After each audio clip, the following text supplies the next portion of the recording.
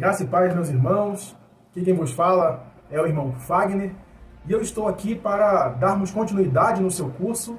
E dessa feita, nessa oportunidade, nós estaremos estudando sobre teontologia, que é a doutrina de Deus. Esse livro que foi escrito pelo pastor Reinaldo Pinheiro, cujo professor sou eu, quem vos fala. Temos o nosso diretor de ensino, pastor Jorge Vale, e a nossa querida irmã Raquel Vale. Quero trazer a saudação de todo o corpo docente, a você, aluno, que está fazendo esse curso conosco. Eu tenho certeza que vai ser de grande valia para o seu desenvolvimento ministerial e espiritual. Eu convido você, querido, a orar comigo, agradecer a Deus por essa oportunidade de estarmos aqui para adorarmos a Deus e aprendermos a sua palavra. Querido Deus, muito obrigado pela oportunidade, Pai, de estar diante da tua palavra, diante dos alunos do Ibicamp, a cada aluno que está do outro lado assistindo essa aula, que o Senhor possa agraciá-los, meu Pai, com a tua palavra, com conhecimento, com sabedoria, e que eles possam glorificar o teu nome através da vida deles, em todos os dias, em todos os sentidos da sua vida. Amém. Neste livro que você recebeu sobre a doutrina de Deus, nós estaremos estudando essas 10 lições. A primeira, conhecendo a Deus. A segunda, por que estudar a doutrina de Deus? O capítulo 3 vai falar sobre a existência de Deus. O capítulo 4, concepções incorretas sobre o ser de Deus. No capítulo 5, a revelação de Deus. No capítulo 6, a revelação de Deus através dos séculos. No capítulo 7, a natureza de Deus. O 8, atributos incomunicáveis de Deus. 9, atributos comunicáveis de Deus. E o 10, fechando a matéria, nós falaremos sobre a doutrina da Trindade. E aí, no capítulo 1, nós vamos estar falando sobre considerações preliminares. E dentro do capítulo 1, pessoal, nós vamos estar abordando os seguintes temas, que são definindo a doutrina de Deus.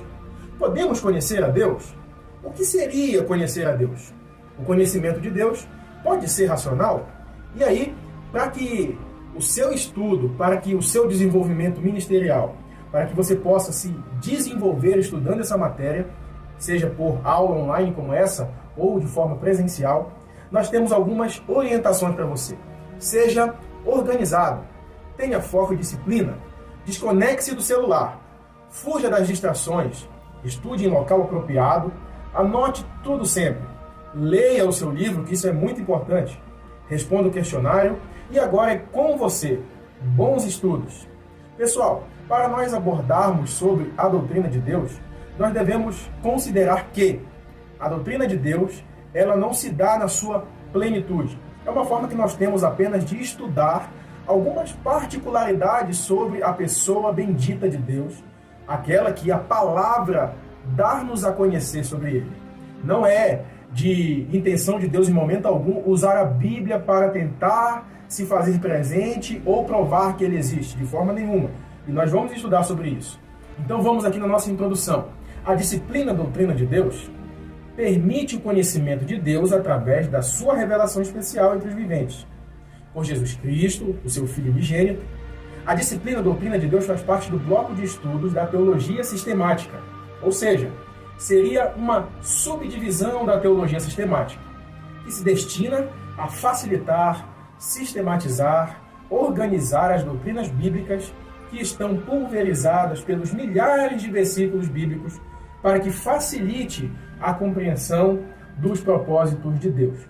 Ou seja, pessoal, muitas pessoas sofrem hoje por tentar compreender a Bíblia de uma forma literal e abrangente. É impossível. Para isso, a teologia sistematiza as suas doutrinas para ficar mais fácil de você aprender.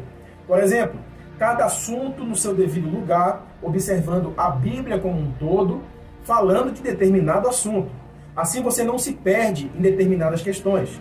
Agora nós falaremos sobre doutrina de Deus. Nós vamos usar a Bíblia para mostrar de Gênesis e Apocalipse versículos que corroboram com essa verdade, para que nós possamos entender o que é a doutrina de Deus e o que ela vem somar para o nosso conhecimento teológico. Observe no gráfico a seguir como o Ibicamp vai utilizar essa metodologia para o seu melhor conhecimento. Observe, no nosso curso médio de teologia, nós dividimos eles em 2 anos. Por exemplo, no primeiro ano, você estudará 16 matérias, 2 por mês. No segundo ano, você estudará mais 16 matérias, 2 por mês, totalizando um período de 2 anos, que você estudará 32 matérias. Dentro dessas 32 matérias, você vai sistematicamente aprender sobre muitas coisas. Família cristã, doutrina do Espírito Santo, anjos, homem e pecado, doutrina da salvação e várias outras. Assim, você consegue em blocos aprender. Quando você se forma no curso médio em Teologia no Unicamp, você pode ir para a segunda fase, que é o curso avançado em Teologia, que nós chamamos de bacharel. Lá você vai estudar mais 2 anos e vai estudar apenas 16 matérias. Porém, cada mês você vai estudar uma matéria ao invés de 2.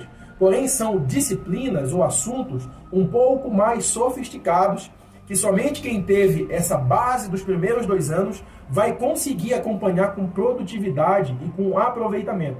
Observe, você vai ver Teologia dos Dons, Teologia Sistemática 2, Tema dos Profetas, Introdução à Filosofia, você vai ouvir falar sobre aconselhamento pastoral, você vai aprender a introdução ao grego, você vai ter um pouco de contato com o Novo Testamento de forma mais apurada, mais aprofundada. Ou seja, você tem condições de aprender a Bíblia como um todo. Não é de hoje para amanhã, é um processo. E como a nossa vida com Deus é um processo, esse processo de estudo sistemático é muito importante. Então, hoje, nós estamos falando, dentro da teologia sistemática, sobre a teontologia, que significa doutrina de Deus. Quando estudamos a doutrina de Deus, que é chamada teontologia, podemos relacionar todas as informações que a Bíblia Sagrada fornece quanto à pessoa de Deus, a sua existência, os argumentos racionais, seus atributos, sua natureza, seu caráter moral e sua revelação através dos séculos, sua unidade e a divina trindade, o Deus Pai, o Deus Filho e o Deus Espírito Santo. É importante destacarmos, pessoal, que na Bíblia Sagrada você não vai encontrar a palavra trindade, por exemplo, mas ela sempre esteve presente. Assim como a palavra adolescente não existe na Bíblia, não quer dizer que não exista adolescentes na humanidade. Sempre houve. Todos nós passamos pela adolescência. De forma que a Trindade se divide em 3 pessoas distintas que são apenas um Deus. De forma que o Pai não é o Filho não é o Pai, o Espírito Santo não é o Filho, nem o Filho é o Espírito Santo. Mas todos eles se corroboram em uma só pessoa bendita, e nós vamos estudar isso na lição de número 10. Mas Deus se faz a conhecer através da palavra, e é a teontologia, a doutrina de Deus, que vai estudar sobre isso. Conhecendo a Deus. Doutrina de Deus tem um nome na teologia sistemática de teontologia, isto é o estudo do ser de Deus. E por mais que estejamos limitados em nossa compreensão de Deus, essa matéria se dedica a isso, definindo a doutrina de Deus. É sabido que não há possibilidade de conhecermos Deus plenamente, pois ele transcende aos seres humanos. No entanto, a teontologia se dedica a estudá-lo, ver o que nos é revelado por sua pessoa nas Escrituras. Essa disciplina se dedica a estudar os atributos de Deus, o seu ser, qualidades, aquilo que ele transmite ou não ao ser humano. Ou seja, aquilo que Deus fez estar aflorado no ser humano e aquilo que é essencial ao ser divino e não aos mortais. Ela vai trazer o que Deus se deixa conhecer através das Escrituras. As suas qualidades, os seus atributos, o seu caráter moral que está em nós também, é isso que ele vai falar. E aí a Bíblia vai dizer, dentro dessa teontologia, pessoal, algumas afirmações sobre Deus. Observe comigo, por favor. A Bíblia diz em João 3,16 que ele é amoroso. A Bíblia diz no Salmo 36, verso 7, que ele é benigno. A Bíblia diz no Salmo 103, verso 8 ao 13, que ele é misericordioso.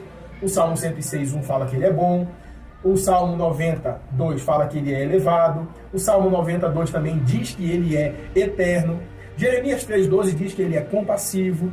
O Salmo 104, verso 1 diz que ele é magnífico. Aleluia! Romanos 11,36 diz que ele é criador. Deuteronômio 7,9 afirma que ele é fiel. Êxodo 15:11 vai dizer que ele é glorificado.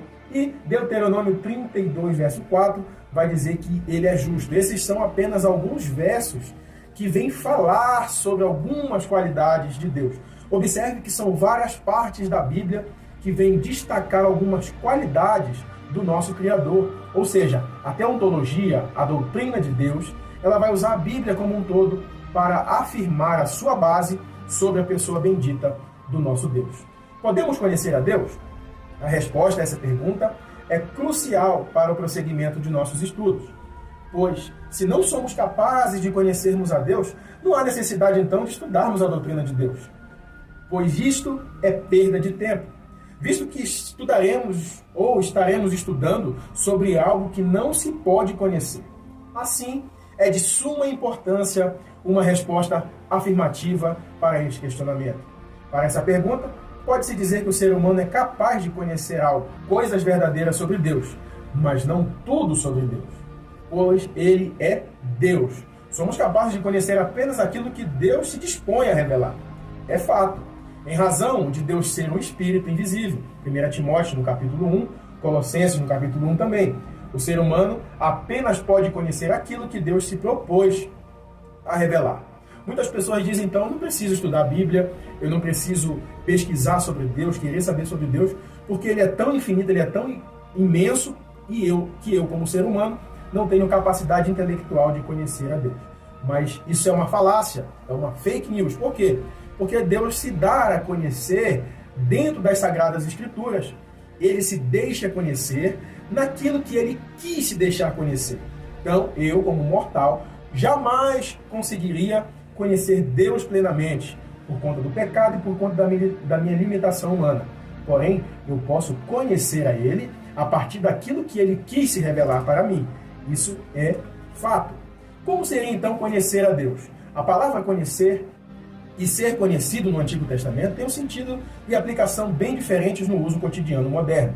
Normalmente, diz-se conhecer alguém por saber quem ele é. Por exemplo, talvez alguém lhe pergunte se você conhece um cantor famoso, recebendo da sua parte uma resposta afirmativa.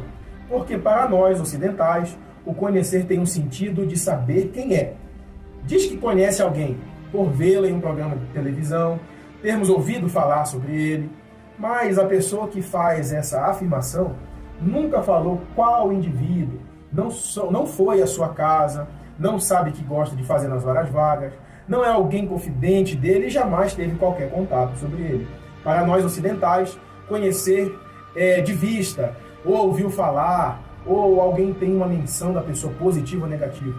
Mas dentro do contexto hebraico, pessoal, o conhecer ele é muito mais profundo.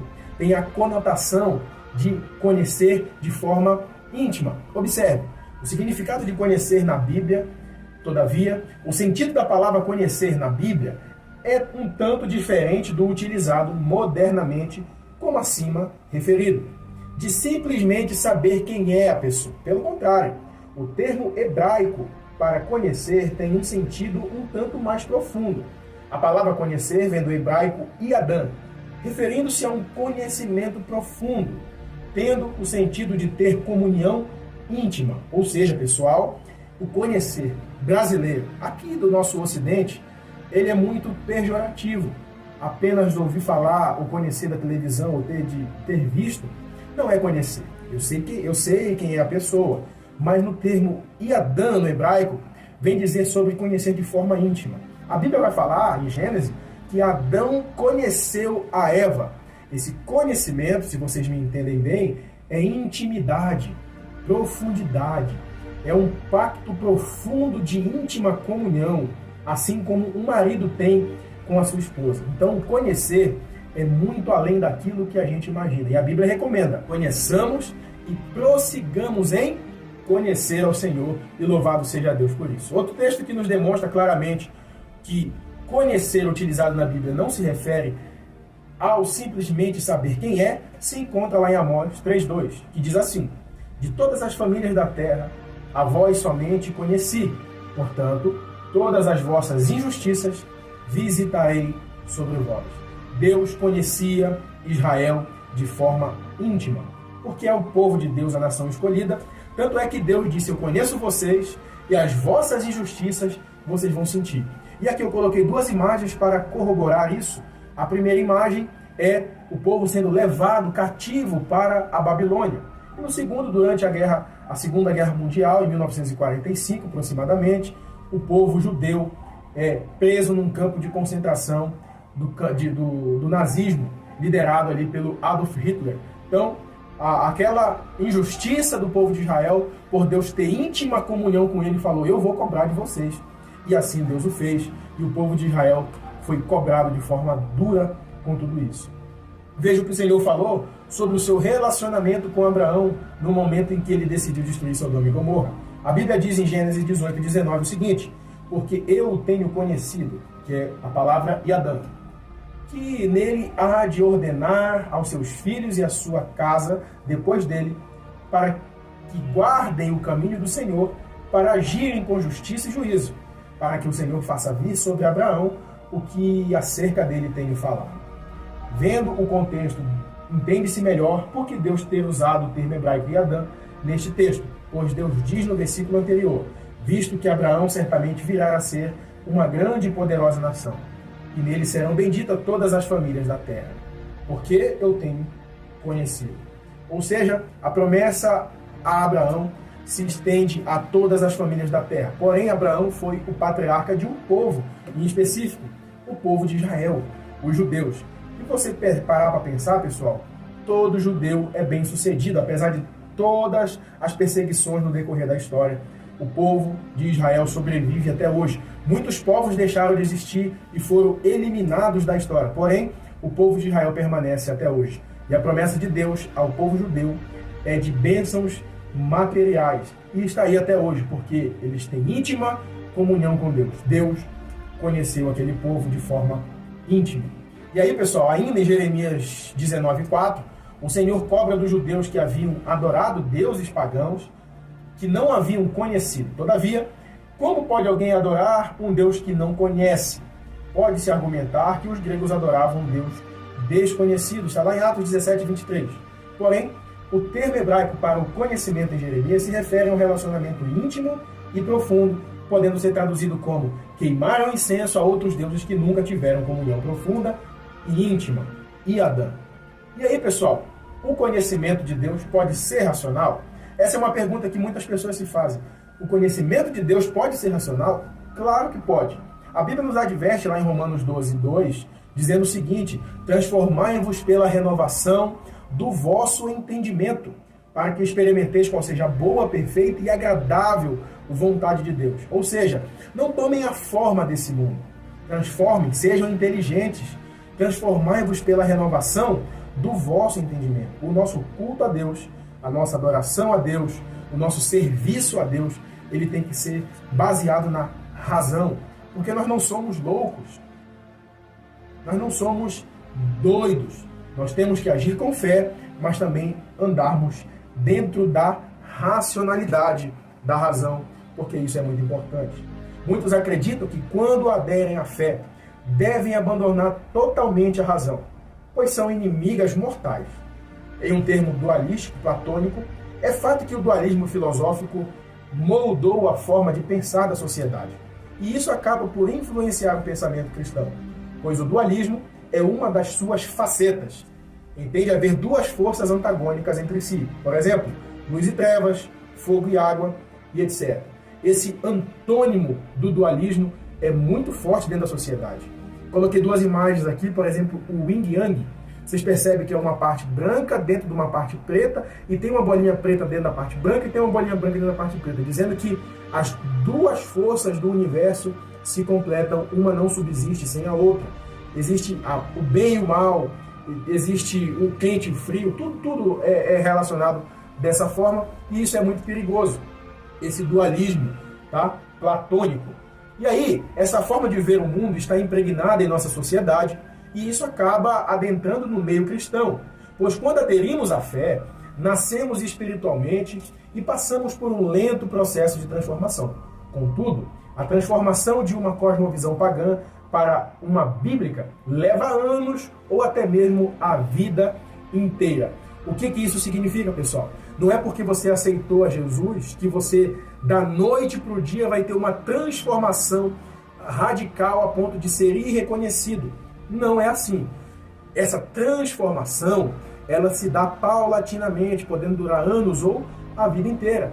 Todo cristão deveria andar com uma placa no peito escrito em obras, Porque hoje eu sou melhor do que eu fui ontem e amanhã eu devo ser melhor do que eu fui hoje. Isso é muito importante para o cristão. Porque não é da noite para o dia. Nós vamos moldando o nosso caráter com o passar do tempo. De acordo com o que nós aprendemos a palavra, nós conhecemos mais a Deus. E quando nós conhecemos mais a pessoa de Deus, mais nós conhecemos quem nós somos. E chegamos à conclusão que nós carecemos da misericórdia do Senhor na nossa vida todos os dias. Quanto mais você conhece a Deus, mais você se conhece e entende que você precisa da misericórdia dele para você continuar existindo e, quem sabe, viver eternamente. Isso é muito legal.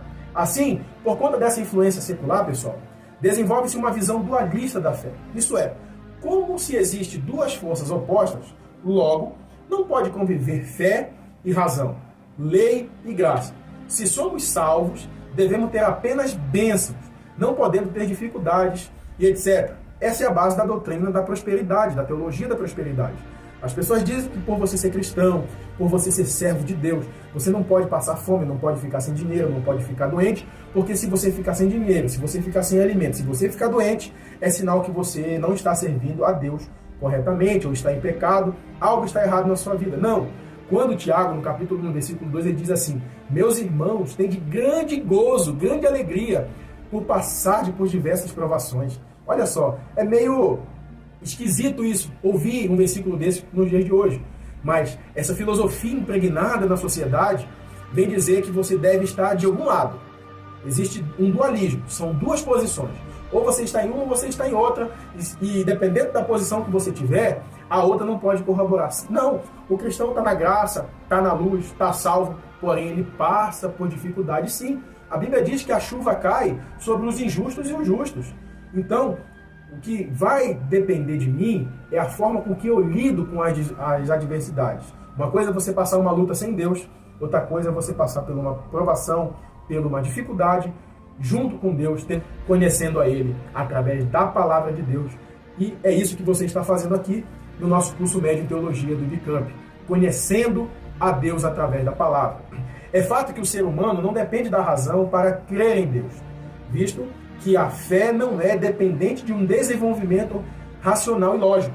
Todavia, pessoal, não se pode ignorar a possibilidade de se ter um conhecimento racional de Deus, não se tratando de um puro racionalismo, como apenas a razão que sirva para conhecer a Deus. Ou seja, eu devo ter a razão, mas também eu devo ter a fé. Não quer dizer que se eu tiver a razão, a fé não pode existir, ou se eu tiver a fé, a razão não pode existir. Não, as duas precisam andar juntas. Eu tenho fé sim, eu acredito no impossível, eu acredito naquilo que não se vê, porém eu tenho razão para entender que tudo que foi criado pelo meu Criador, não surgiu do acaso. Para isso eu tenho a razão de meu pensamento. Então as duas devem andar juntas, porque senão a fé não seria fé, seria fideísmo. Deve-se esclarecer que a razão não é suficiente para crer em Deus. Nem por isso deve ser deixada de lado, pois Deus dotou o ser humano de razão para que ele a utilize, para crer nele e ter comunhão com o soberano. Todavia, não é porque se possa e deva usar a razão para conhecer a Deus que ele seja indispensável. Há pessoas que creem, simplesmente creem em Deus, sem desenvolver nenhum argumento racional para isso. Usam apenas da fé. Isso lhe basta. Ao contrário, outros utilizam argumentos racionais para tentar negar a Deus. Eu não preciso usar somente a fé. Eu não preciso usar somente a razão. As duas corroboram uma com a outra. Ou seja, tem muitas pessoas no nosso meio pentecostal. Uma vez uma pessoa me disse: Fagner, o seu problema é que você é muito Bíblia. Você precisa ter mais comunhão com Deus, você precisa ter mais experiências com Deus através da fé. Eu falei: sim, porém, a fé, ela vem pelo ouvir e ouvir a palavra de Deus. Não existe experiência com Deus fora da palavra. A palavra dá sustento para todas essas coisas. Então eu devo ser muito criterioso com isso, como teólogo, e você como teólogo também.